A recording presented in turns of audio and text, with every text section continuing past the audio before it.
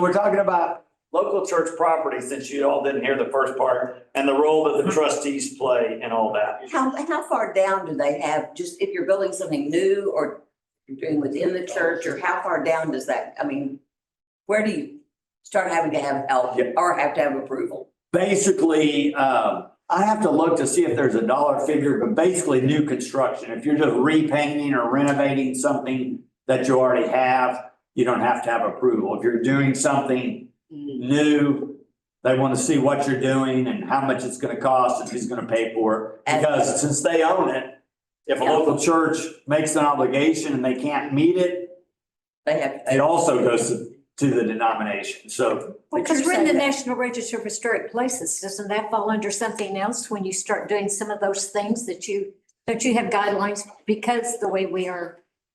well, we just can't change the architectural integrity of the building. So we couldn't like decide, oh, we're gonna redo all the light fixtures. We don't like what Ada Robinson chose. Oh, okay. Once we go on the historic register, we agree to keep the building architecturally sound from the way it was designed in the Does twenties. that mean that you're not gonna paint the rest of the church? That would mean that. Yeah, we have limestone, so we would never paint the limestone. Well, a lot of people paint their houses that have limestone. Was that in the church?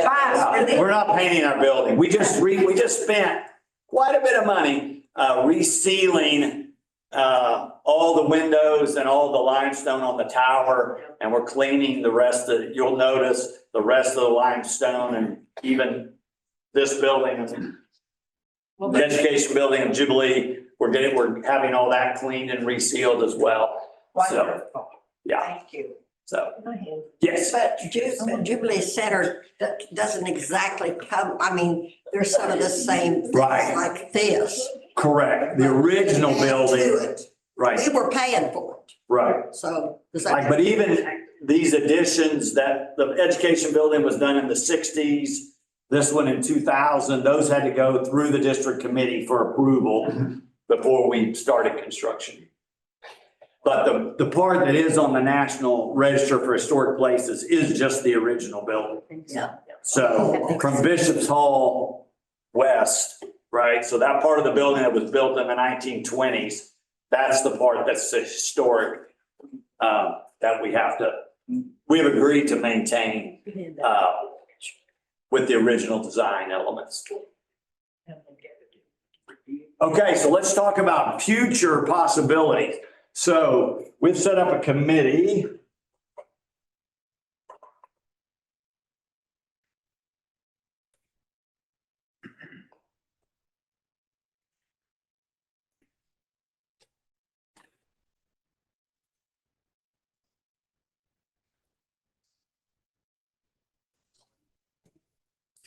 There's a chair.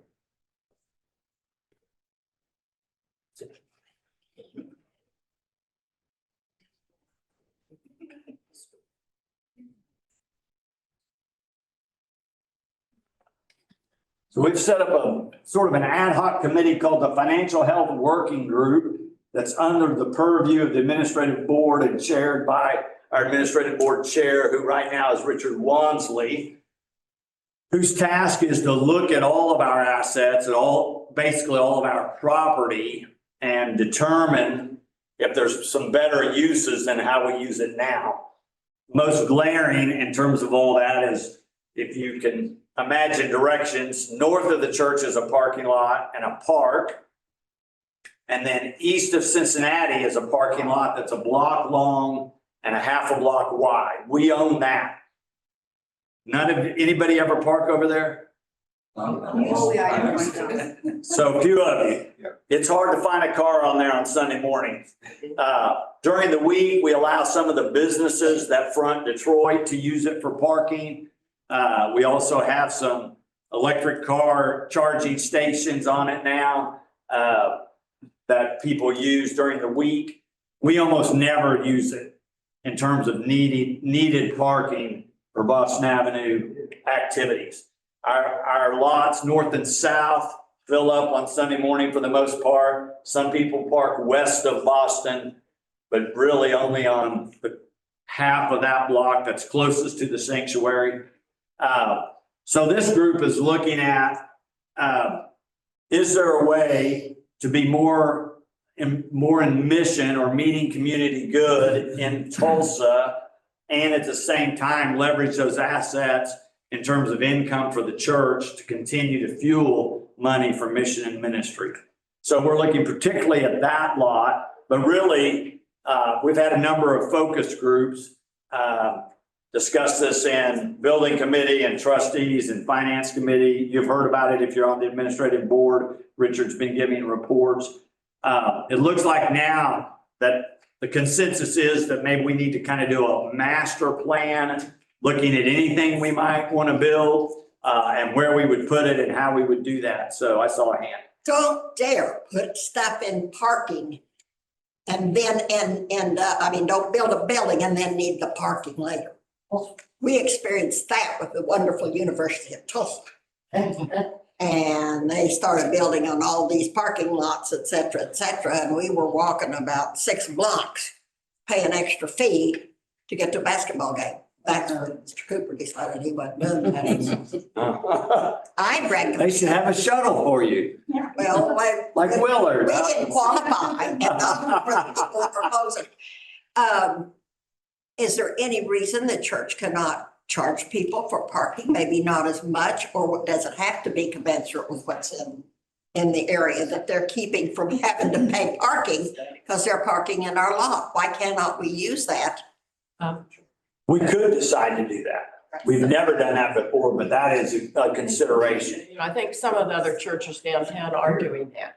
Well, the German So American. they might Society- survey what others are doing too. Oh, yeah, we're in touch with, Well, I'd start doing that first before I start building on Yeah. parking. The German American Society does charge during the week for parking and as. for people to use their lot for Yeah. other purposes. Yeah, well, there's a post office there. All those people need parking. So they just charge during the week because they don't use it full during the week. It's weekends or parties and things when they need it. So Right. All right, so I'm gonna put that on the board, charge for parking. not us. Oh, you didn't mean on Sunday morning? There could be a special parking lot for us who do use it, like for Tai Chi and for, and of course, no evenings after 6 would, be Wednesdays. But there could be possibly during the day from 7 to 6 or Could we something. put in parking meters? Yeah, there you go. People wouldn't park them. I think it was just given. During Oktoberfest, it was hard to find a parking for choir rehearsal. Yeah. That's why we have one special lot Oh, okay. designated. Yeah, so we have allowed all different kinds of groups, thinking we're a good community partner, to use lots. Oktoberfest with the city. There was recently an Irish festival. We actually experimented with charging them. They paid the fee, just $1,000, but still, I didn't know if they would decide to still use our lot or not if we charged. They did. They used it on Friday night and a Saturday. They wanted it on Sunday. We said they couldn't have it on a Sunday. But this committee is looking at all kinds of options. So parking, they've looked at. The preschool is at capacity. So 5 days a week, we have preschool in the middle building and then what we call the education building. They can take, if all the ages work and exactly one of the days we can provide, we can accommodate 110 children a day. Wow. We often have a waiting list of children, of families who have children that would like to be in the preschool that we cannot accommodate. So we've talked about the possibility of, would it serve the church and serve the community if we built a building dedicated to preschool students that had a greater capacity? If we drop below, say, probably 80% of our capacity, then we about break even. And when we're above 80%, we begin to generate revenue that then the preschool gives back to the church. I mean, it's our preschool, so those funds belong to the church. Sistema is the same way. They're at capacity. When we first started 8 years ago, we had 30 students. We had plenty of room in this building. This year, we're serving about 400 students. We don't have near enough room. So we're partners with TPS. So the students that are coming, except once we get to high school, we have students from other school systems. But from third grade up through middle school, we're serving students out of Tulsa Public Schools. We're in dozens of students coming from dozens of schools. We even have now some homeschool students that also come and join in Sistema. We now have a half a dozen satellite programs where we're sending faculty that we hire and manage to a Tulsa Public School location for an after-school program. So anyway, that program has expanded greatly. We used to do one concert. This year they're having to do 4 because one, the number of students, but also trying to create enough seats for the audience. So they're breaking up the concerts by age. And if the student comes to Boston Avenue for their after-school program, or they're in one of the satellites, they're in a different concert. At some point, we bring them, at the end of the year, we'll bring them all together, which is actually coming up in May, about a month, less than a month, I guess now. But we have to, the last few years, we've had to go off-site to have a big enough stage and a big enough auditorium. And we've been going to Hall and Hall. They've worked with us. I mean, I think we pay a little rent, but they work with us to be able to, for the kids to come and rehearse and then to do. We'll still be doing 2 different concerts, younger students, beginners, and more advanced students in May. But we've talked about the possibility of building a facility that would have both rehearsal space and a performance space.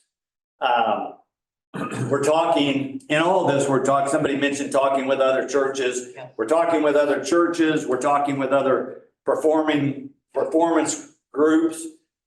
Sort of the word we're getting is that the PAC is really too big in terms of seating for many of our arts organizations.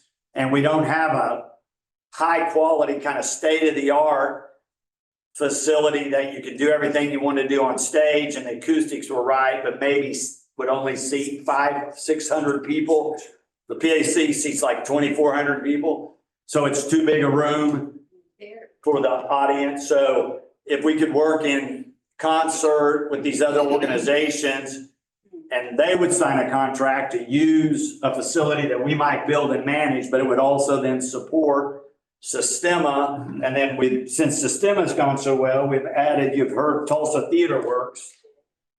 That would include that too, then. That's been a frustration forever. Right. Those of us who've worked with Baba. What about buildings are being emptied right and left? I don't pay that much attention to what's downtown, but are there some buildings? There's a huge need for housing. I'll pass this around. Just Thursday afternoon, I was at the State of Downtown Tulsa meeting. And this was kind of their report. You're not going to have time to read the whole thing, but there is a huge focus on the downtown, which is basically things inside the IDL or the interdispersal loop. So from just north of downtown where 244 runs to 75 to whatever they call the highway that runs just 169. south of us and then on east of us against 75. Right now, this report talks about we have a couple of thousand residential units inside that IDL. They anticipate that we need 10,000. So they say there's between 4,000 and 5,000 people living inside the IDL now, and we need that to be 10,000. So I don't know, some of you don't watch this. I watch these things because more residents downtown, that's all the good for a church. People For the city. people do drive in to Boston Avenue and do drive across town for church sometime. but they prefer not have to go so far. So if we had double the residents downtown, that benefits Boston Avenue. But most of the housing that's been so far is upper middle class, basically, in terms of the cost price point, it's expensive. So what this task force working group's looking at is, could we build housing that would be moderately priced, sometimes called affordable housing, so not Section 8 housing, which is low income housing, but affordable housing, or sometimes called workforce housing. So think of firefighters, police officers, school teachers, ministers, people starting their careers. What can they afford on those incomes? That's called workforce housing. So a third, basically the rule of thumb is you shouldn't be spending more than a third of your income on your housing if your budget's going to work for everything else. So we're exploring, would that be a possibility, in particular across the street? Now, we bought all this property, make sure that we control development close to the church building. So most of the development that's been done inside the interdispersal loop has been done closer to the BOK Center. I mean, the BOK Center was part of that. The Performing Arts Center, where City Hall built a new building, the Arts District, all kind of north of the city center of First Street, north of First Street.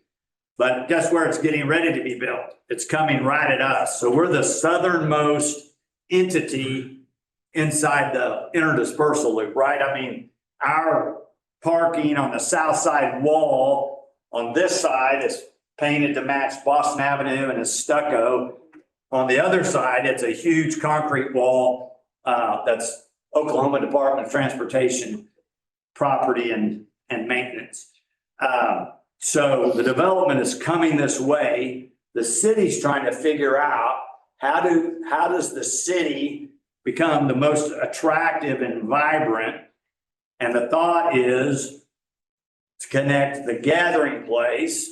So think about 31st Street, Riverside, that trail that goes past the gathering place north, comes right down and runs right along Boston, veers a little bit to the east and goes through Maple Park, and then comes back around almost to Boston on 13th Street. But what they're trying to figure out, is there a way to connect for walkers, bicyclers, and what they call micro transportation, so people on scooters. The gathering place to what used to be called Veterans Park, that's now called Dreamcatcher Park at 21st and Boulder, all the way down to Guthrie Green. So that would be basically a green space or a green trail. It's a little, you can get there one place to another now, but you have to get on city streets and you have to cross streets that are not always well marked for walkers and bicyclists. So that could come down Boston, or that might come down Boulder. All to say, the city is going to change the way things are laid out. So what we have decided in terms of this group is we'd rather be a part of input on that and kind of control our own destiny, rather than somebody coming and telling us they're getting ready to build this or that.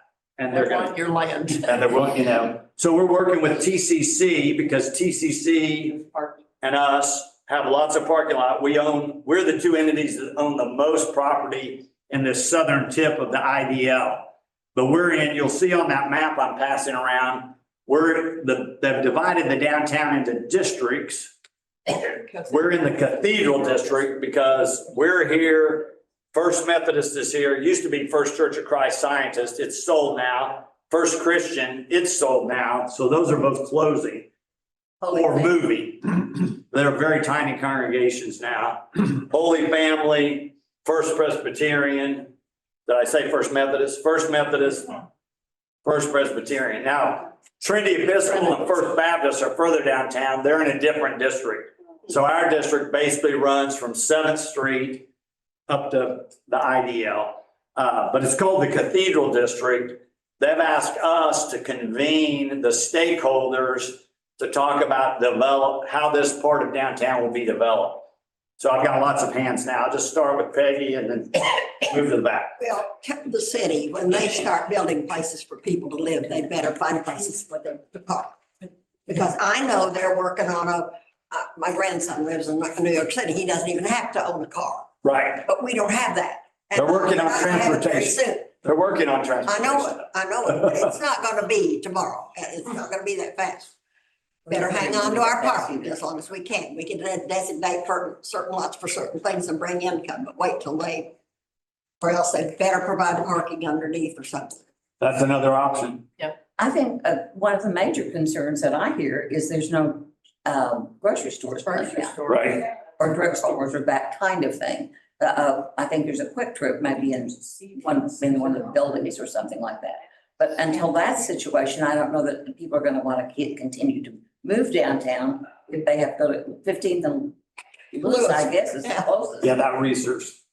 Yeah. So I mean, I'm not saying we put in a grocery store, but even a little deli or a small, just a little small, like they do in Washington DC, where you buy just everyday things, where you don't buy weeks worth of groceries, but A bodega. yeah, a bodega. Yeah, I think somebody will. I don't know that would be on the Well, top I'm of not their saying list. but us, but I'm Right. just saying, It is a need. I think and you're gonna have trouble getting more and more people to live downtown. And especially if you want to cut out transportation, cars and things, that's gotta be a part of the solution. Yeah, I think we'll see a change in I think we will. I mean, we've already seen some changes in mass transit. I think we'll see more in that. But I think here it'll always be a balance between, we have so many people that live in suburbs that come downtown that we're not gonna have mass transit from Broken Arrow No, but I'm downtown. saying. So I think we'll have both. We'll have some, especially in the IDL, I think we're gonna see way more community friendly. Yeah, but if you have to go to Public. the grocery store, you've gotta have a car then. Yeah. And unless there's something here that you can do and then that'd be smaller shopping like it does in the big cities Right. because you don't have cars. Right, right. Linda, I just wondered what has happened to the cathedral district since those churches are not there anymore? How has that affected? Is that still an active? yeah, it hasn't been meeting. The people who are leading it from the city side retired and they never appointed somebody. But we're in conversation with the city. So the city has a group called Partner Tulsa, which is basically the economic development office. They've said the number one need downtown is housing. Somebody asked about the vacant office space. Some of that's being converted, not all of it, but some of that's being converted to housing. But they need thousands of new units to be built downtown across the price range. There was a recent statewide academy on housing. Richard Wansley, who chairs our board, helped convene that. So that's helpful. We have their report. I didn't realize this. Across Oklahoma, there's a housing shortage. I had no idea. So What I saw about, Judy's hand, then I'll come back to you, Peggy. It's getting trendy to put a little grocery area in our new restaurants. Isla's has that, Maple Ridge Grocer. Can buy a little something and eat Yeah. there as well. You got a bar here, you got a restaurant here, and up over here, you got a little grocery area Right. at the McNally's latest deal. So they are starting to put that in. Right. And trying to figure out what makes the economic viability of all that work is it's kind of the tricky part for them. You know, you see, we have lots of new restaurants, which is great, but you also see a number of them close after a year or two. Yeah. They're experimenting with what will Tulsa support and where will they support it? And if there's a little extra something, does that help their cash flow so they can stay open? Yeah, Well, I saw a young couple that when we were at Isla's recently, a young couple walked by with a bag. And I said, have you been able to do your whole grocery shopping downtown? And he said, yes. yeah, you got nowhere. They are finding small niches like that. exactly. Have those two churches sold? Yes. Yes, they have sold. Oh, Christian. what are they being used for? Is there a chance we could use? First Church Christ Sciences is going to be an event center, basically for entertainment. They're going to turn their sanctuary into an auditorium And then they'll have, I don't know, concerts or I don't know who they're booking, but it's gonna be, it's still being renovated, but it's gonna be an entertainment venue. And then what's the other one you say, First It Christian? belongs to the Catholic Church now, and it's gonna be a school. Actually, they backed out of the contract. Oh, really? Yeah, Holy Family was gonna buy it and extend their, they have a elementary school on the property downtown. They were gonna Wow. expand it through high school. But I haven't been able to figure out what happened, but it fell through. So, the Price family, that's done a lot of development and renovation downtown is what I heard last week is who's purchased the First Christian property. But I haven't heard if they're keeping the building or destroying the building or renovating the building. I don't know. Wouldn't be that far away from here for STEMA instead of going clear out to other schools. I mean, except the kids in that school might be advantaged. Right, They're trying to put right. 2 or 3 schools together again. We might be able to just use those buildings for the Yeah, present. my guess is Holy Family backed out either because of lead or asbestos. Probably. Right, so that building's old enough. It's old. You gotta be careful. It can look like it works, but as soon as you get into trying to tear out a wall, all of a sudden you have an abatement issue with materials that are no longer approved to be in buildings for children are gonna be. Fortune, yeah. So, yeah, and then it doubles the cost of your property all of a sudden, And so putting in all the electronics, so the kinds of walls that they have, I mean, we know here how that, it's a nightmare to get wires through these kind of walls, that is, for sure. Linda? I'm glad the church is watching because it's a horror story to me to think of our beautiful church surrounded by high rises. Right? Just- That would be a nightmare, would it not? But, Yes. this- Yeah. We will not let that happen, Thank you. as long as I'm here. How long? Not very much longer. I can guarantee that. That next guy, I don't know. So, anyways, Omnipotence, that's right. you feel about it. They'll feel the power. So we're looking at all this. You'll hear more about this as you can see in the report that, I don't know where it's ended up, that's being passed around the downtown report. They're looking at business downtown, residential downtown, all that kind of stuff. They asked this question the other day, see if you know this. I did not know this. They said, what brings the most people downtown? Entertainment. Entertainment's one option. Restaurants, Restaurants an option. work. Work, business is a big piece of it. And people live here. Church. Is a part of it. Church. They said 60% are tourists. So some of that is entertainment. Some of that is just people visiting Tulsa. Very common for me to meet somebody on Sunday morning that's in Tulsa for the weekend. oh, There was a couple this morning from Florida at the 9 o'clock service, just visiting in downtown, heard about Boston Avenue, wanted to see the building, experience the worship.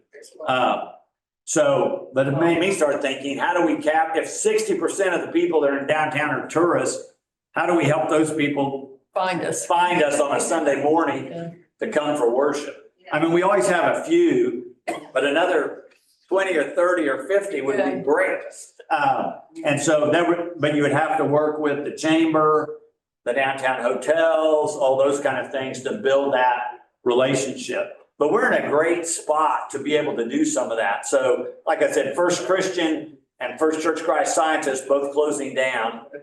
First Methodist is in a change of pastorate. And what I've heard, and I would say this is just a rumor, what I've heard is that they're getting ready to close their preschool. Now, it's more like a Mother's Day out, 3 days a week. But if you go by there about 2 o'clock in the afternoon, you see lots of cars and parents and kids coming and going. So if they close, the Episcopal used to have a big preschool. They closed years ago. Not that there aren't any other options besides us, but they're shrinking just as more people are moving downtown. So I think the need for preschool, quality preschool in the downtown is actually going to grow as we move forward. But that's just one of the many considerations. Is our preschool our quality going to begin to fall if we get too many? I don't believe we would. I don't believe we would. We've had several iterations of our preschool and how we function, and it's been great throughout.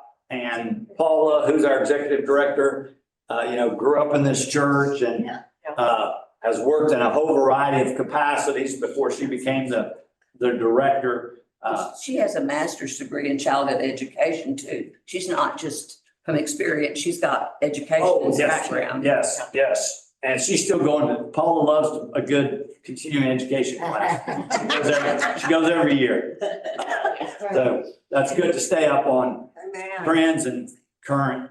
Now, the thing about, I'll tell you about why we're looking at housing. Not only is there a need for sure for quality housing in downtown, but if you voted yes in the last bond issue for Tulsa, you voted in several $1 million to underwrite building of more housing in downtown Tulsa.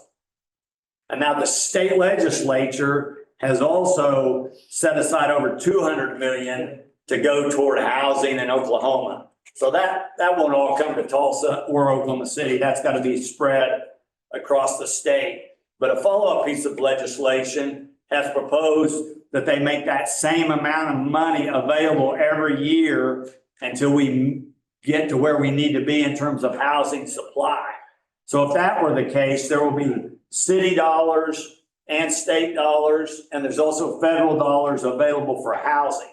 So the one option might be that you could put a package together, even if you're a private entity, and it would be a public-private partnership, and basically it would be funded through different levels of housing dollars from government, although it would be on our property and we would run it.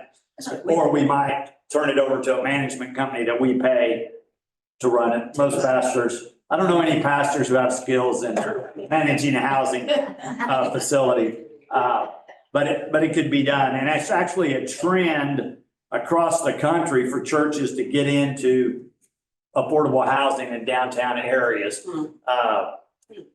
So we'll just continue to do the research. We'll keep everybody posted on that. There'll be more church-wide meetings for anybody who's interested. But I'm just telling you, this part of downtown, things are going to be built. I'd rather us control what gets built on our property and anywhere close to us. Yeah. So right now, we're very fortunate. The president of TCC is a member of Boston Avenue. So we have a very good relationship. So she and I talk a lot in terms of what they're trying to do, what they need. For example, if we build housing, would student housing be something that TCC students would use? They've traditionally been a commuter college. They're interested in developing a little more of a residential feel to the campus downtown. They can't build housing the way it's set up. They can't do that. We're across the street from their parking lot. If we build housing, would they use it? They're actually going to do a survey for us, asking their students how many of them would be interested in downtown living if there were a student housing rate, an affordable rate for students within walking distance of the classroom. So we'll pursue that. They have an orchestra program, not as robust as Sistema and really targeted differently. But they've just started talking with us about helping with orchestras back and forth. They also have an early childhood education program. So we're going to be talking with them about the possibility of us being an intern site for students who are learning how to be early childhood educators. There's a shortage. We struggle to find qualified people right now to work in the preschool. So a lot of opportunity. Just say there's lots of opportunity. And we'll see which of those seem to work best for our congregation, where we can serve the community well and do good in the community and serve the congregation well as we go forward. So Yeah. I thought I saw a hand. Yeah. Alan looks like he has his hand up. Alan, I see your palm on your screen. Talk to Yeah, us. I had it up. You were talking about working downtown. I just read something last week that something like now it's pretty much Tuesday, Wednesday, and Thursday are the full downtown employment, and a lot of people are Monday, Friday. I noticed when we come in Friday morning from Minnsburg, it's not as crowded on Friday morning at 7 o'clock as it usually is. So, Wiggs too. Right, I don't that's know what in the this- effect would be on housing on that or not. Right, the State of the Downtown report points that out as well, is that they have in that report, not only how many people come downtown every day, but how do they enter downtown? Interestingly enough, Detroit, a block from us, if you live southeast, you might come that way to church. That's the most popular entrance to downtown, is people coming from the southeast on the Broken Arrow Expressway, getting off Oh, yeah. to come into downtown right on Detroit, a block from us. So, interesting. David, this doesn't have to do with this per se, but why is it we don't hear anything on the news or reports things about Sistema? You might hear about it on NPR. They usually advertise our concerts. We've been in the news occasionally. You know, our Sistema kids have played for some of the naturalization ceremonies, so that's been on the news. I suppose we haven't sought that publicity. Well, I was gonna say, do we not want it, or do we just have not gotten to that point? I think we just haven't ever sought, I don't think we put like a press release out or anything. I've seen several things on other programs similar to this that are not nearly so involved, Right. and I've seen them on the TV in the morning, the 9 o'clock shows and that kind of thing. And I just wondered that I'd never seen. I think there's been some, but not regular. There's All no right. reason not to, though. No, we're not against Okay. people knowing. I thought maybe we had more kids and we could do that. Well, we actually do have more kids than we've got some on the waiting list right now. But I mean, it really has been pretty phenomenal growth, and we've managed it pretty well to be able to go, grow by 10 times in the last 8 years. When we first started, we had like 3 faculty people. Now we have about 40. I mean, it's amazing what's happened. And Jose Luis Hernandez and Kelsey Rooney Dorst have been both of them with us from early on, and they do a great job of managing all of that. And I will also tell you, the other thing we've been able to do that a lot of nonprofits or churches cannot do is we fund these outside of your budgetary giving. So these are additional gifts that our members have made. Usually our members started, but then also some of our members have foundations and they give some. And then there's another group of family foundations in town and in the state that also have funded these. But for all these, Tulsa Theater Works, Sistema, I haven't even mentioned our Smiles of Faith, Free Mobile Dental Clinic, all of those are funded a year ahead of time. So before we begin the budget year, we already have the money in place to fund all that. Usually nonprofits are scrambling to fund as they go. And toward the end of the year, it's often a crisis if they can even, make their budget. We're always, we've just set it up. It was a goal, and we've been able to meet the goal is to fund it a year ahead of time. So if we ask a foundation to give us a gift, we tell them it's for next year. It's not for the year we're in. This year's funded. We're asking you to help us next year.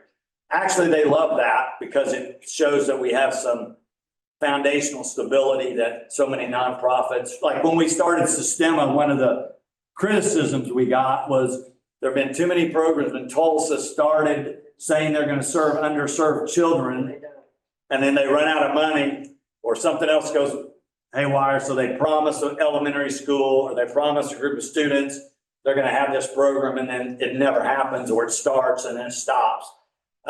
We've been very careful not to do that and to make sure we have the funding and have the people in place. And we have great people leading all these different ministries. I mean, just one example, we have a great dentist that leads our Smiles of Faith, but we have our executive director is a medical doctor. I mean, she is knowledgeable beyond probably most of us in here. She wasn't trained in dentistry, but in terms of understanding people coming for healthcare, and we also survey them, are there other needs they have in terms of healthcare? Can we make a referral? All those kind of things. She's also a dedicated Christian, so we also ask them, do they need a faith home? Would they like someone to pray with them? Do they have other spiritual needs that we might be able to meet at our church or one of the other churches? So we've been able to fund these things as well as draw quality people to lead them. And I think that combination is why we've been able to be so successful with all these. So we'll keep you posted. If you have ideas about that, you can tell me or talk to Richard Watson. All right, and then next week, we'll talk about General Conference. General Conference starts this week on the 23rd. Pray for Sam Powers, our incoming pastor. He'll be going, and the other 862 delegates that are coming from around the world to try to figure out how we move forward most effectively. All right, let us pray. Lord, we give you thanks for the fellowship and the learning, the discussions we have here in Heritage and in this church. Continue to guide and bless us, oh God, and help us to be faithful disciples in all that we say and do. In Christ's name we pray. Amen. Amen.